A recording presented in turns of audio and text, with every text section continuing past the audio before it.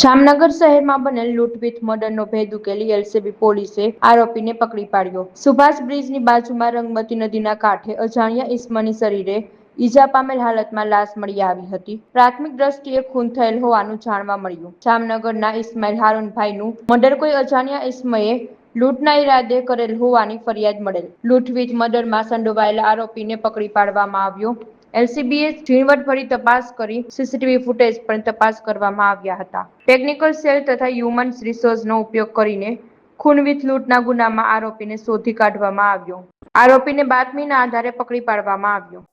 જામનગરમાં રંગમતી નદીના કિનારે ગઈકાલે વિક્ટોરિયા બ્રિજની નીચેના ભાગે એક ડેડ બોડી મળેલી હતી, જેનું નામ હતું ઇસ્માઇલ હારૂનભાઈ કેર।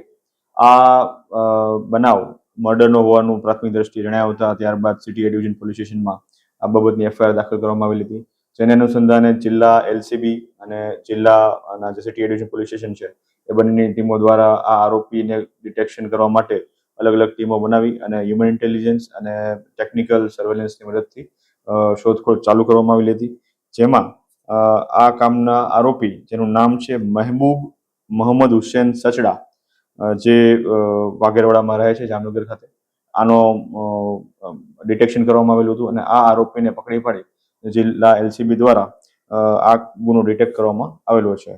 આ બનાવનું પ્રાથમિક વિગતે કારણ એવું જણાવેલું છે કે જે મરણ જનાર છે એ મચ્છીનો ધંધો કરતા હોય અને એની પાસે ઘણીવાર રોકડ રૂપિયા હોવાની માહિતી હોય અને આ જે આરોપી છે એ મરણ જનારને આશરે છેલ્લા 6-7 મહિનાથી એના સંપર્કમાં હોય તો તેની પૈસાની લાલચ છે અને સવારે તેને વિક્ટોરિયા બ્રિજ નીચે બોલાવી અને ત્યાં સૌપ્રથમ તેને દોરી વડે ગળા ટૂંકો આપી અને ત્યારબાદ બાજુમાં રહેલા પથ્થર વડે એના માથાના ભાગે ઈજા પહોંચાડી અને આ મર્ડરનું કૃત્ય કરવામાં આવેલું હતું, જેને અનુસંધાને તેના વિરુદ્ધ સિટી ડિવિઝન પોલીસ સ્ટેશનમાં મર્ડર વિથ લૂંટનો ગુનો દાખલ કરી અને આગળની કાર્યવાહી હાથ ધરવામાં આવેલ છે।